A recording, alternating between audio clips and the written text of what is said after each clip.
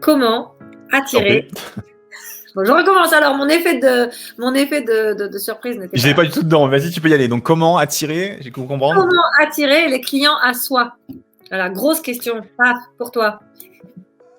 C'est un peu la question qu'on a soulevée dans tout l'épisode au final, mais pour attirer en fait les clients à vous, il faut se rendre attirable déjà d'une première manière. La première manière de se rendre attirable, c'est de communiquer. Il faut forcément dire des choses.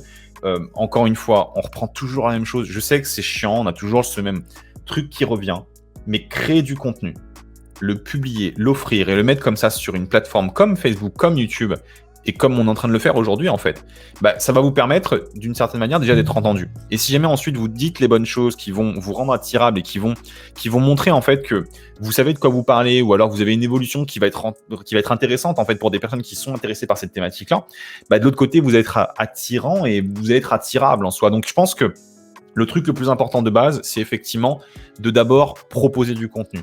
Le contenu qu'on peut proposer après, ça va être du contenu qui peut être de multiples formes. On a fait une vidéo complète sur la chaîne YouTube, n'hésitez pas à revenir dessus. On donne des idées de contenu sur les choses que vous pourriez publier, mais publier vraiment ces contenus sur des plateformes comme TikTok, comme Facebook, comme Instagram, et parler de votre expertise, parler de ce que vous avez appris au fur et à mesure du temps. Il y a un truc qui marche vraiment très bien aussi dans tout cet univers de la création de contenu et du marketing, c'est d'essayer en fait de montrer en fait par l'étude de cas les résultats que vous avez apportés à d'autres personnes. Par exemple, la meilleure manière en fait pour un coach de se rendre attirable, ça va vraiment être de faire du coaching, littéralement gratuitement pour certaines personnes. Vous offrez votre coaching gratuitement. Vous êtes un nouveau coach, vous vous lancez, offrez votre coaching gratuitement. Si jamais vous y croyez, offrez-le. Dans tous les cas, vous allez bosser pendant 1 heure, 2 heures, 3 heures ou 5 jours des fois. Mais si jamais vous apportez un changement, une transition, une transformation, à votre audience, à la personne qui a suivi ce coaching-là, de l'autre côté, vous allez récupérer un témoignage. Et ce témoignage va apporter toute la preuve nécessaire pour justement vous rendre attirant et que les personnes aient envie de travailler avec vous. Et je pense que les témoignages, les études de cas et montrer un petit peu ce que vous savez faire, c'est peut-être la plus simple des manières en fait de se rendre attirant et c'est peut-être là où je vais en venir. Ouais, je pense que c'est vraiment ce truc-là. Créer vraiment des études de cas, apporter quelque chose à une audience. Quelque part, tu nous dis là que le succès attire finalement. On veut ce qu'a les autres. Montrer, déjà communiquer c'est essentiel, mais une fois que tu as des résultats, forcément ça va attirer. Regarde, nous aujourd'hui, ça fait 12 ans que je suis entrepreneur, on a eu quand même certains succès, j'ai des récompenses un peu comme celle-ci. Si jamais j'ai une récompense que j'ai mis ici, que j'ai créée, que j'offre à certains de nos clients, c'est pas sans raison. C'est déjà parce qu'on est super fiers de ce qu'ils ont pu faire et de l'impact qu'ils peuvent avoir, mais aussi parce que cette petite récompense où on montre qu'on a fait 500 000 ou 1 million d'euros de chiffre d'affaires, plutôt 100 000 euros et 1 million d'euros de chiffre d'affaires pour certains de nos clients, en fait, ça impressionne et par l'impression et par tout ça, en fait, eh bien, on attire à nous, en fin de compte, ces personnes-là. Après, il y a une histoire de positionnement, comment vous allez positionner et pas forcément courir après les clients. Et je pense que ça, c'est un truc assez important et on fera un épisode complet dessus parce que je l'ai expérimenté pendant longtemps.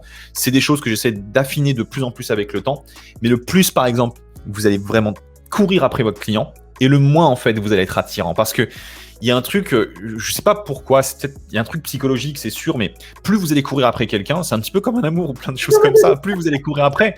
Mais non, mais c'est carrément ça. Plus tu vas courir après la personne, et plus il va y avoir une sensation de pression et de manque d'envie et d'attirance, en fait. Donc, l'attirance peut-être vient du côté où on met sur un piédestal la personne, et elle n'est pas forcément à notre portée immédiatement en fait. Il y a vraiment cette envie d'aller justement la gripper et tu vois, il y a peut-être cette notion-là. Je pense que c'est vraiment important et donc du coup, créer ces récompenses comme ça, comme on a pu le faire pour nos clients et créer des contenus, on vous partage un petit peu ce qu'on fait, les success stories de nos clients, c'est comme ça qu'on se rend attirant et je pense que c'est une manière. Après, on pourrait plonger un peu plus dans le sujet plus tard, mais voilà, je pense que ça fait partie des premiers éléments.